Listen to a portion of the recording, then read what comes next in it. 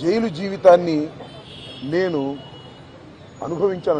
అనుకోకండి, ఎంజాయ్ చేశాను. ఎంత కఠినంగా ఉన్నా ఎంజాయ్ చేశాను. ఎందుకంటే ఒక రాజకీయ స్ఫూర్తితో రాజకీయాల్లోకి వచ్చినటువంటి వ్యక్తిని నేను, పట్టుదలగా ముందుకు సాగే వ్యక్తిని జైల్లో పెడితే భయపడిపోయే వ్యక్తిని అంతకంటే కాదు, మరింత ధైర్యంగా పోరాట పటిమతో ముందుకు వెళ్లేటటువంటి వ్యక్తిని కూడా మనవి చేస్తున్నా.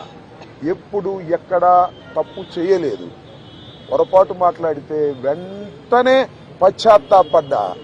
పశ్చాత్తాపానికి మించిన ప్రాయచిత్తం లేదంటారే, మరి ఏమిటి? ఎంతమంది పశ్చాత్తాపడ్డారు? నేను తప్ప ఎవరైనా పశ్చాత్తాపడ్డారా అని అడుగుతా ఉన్నా. సరే, ఏది ఏమైనా టైం విల్ డిసైడ్.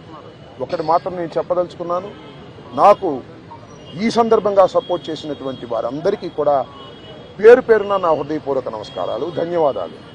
నా పార్టీ కానివారు కూడా నన్ను సపోర్ట్ చేశారు. దాడులు చేయటం తప్పన్నారు, దాడులు అన్యాయం అన్నారు. ఒకవేళ తప్పు మాట్లాడితే కేసు పెట్టి లోపల పెట్టాలి కదా, ఇంటి మీద దాడి ఏంటి అన్నారు. దాడి చేసిన వాళ్ళకు బెయిల్ వచ్చింది. దాడి చేయించుకున్న నాకు 18 రోజుల తర్వాత బెయిల్ వచ్చింది. ఏం చేయగలిగారు?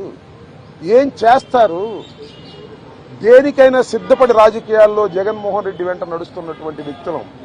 ఆ రోజు రాజశేఖర రెడ్డి వెంట నడిచాం, ఇవాళ జగన్మోహన్ రెడ్డి గారి వెంట నడుస్తాం, తుదకంటూ నడుస్తాం. బొందిలో ప్రాణం ఉన్నంత వరకు జగన్ వెంట నడుస్తాం. ఏ విషయాన్నైనా, ఎన్ని కుట్రలనైనా, ఎన్ని కుతంత్రాలనైనా ఎదుర్కోవడానికి సిద్ధంగా ఉన్నామని కూడా ఈ సందర్భంగా మనవి చేస్తున్నాను.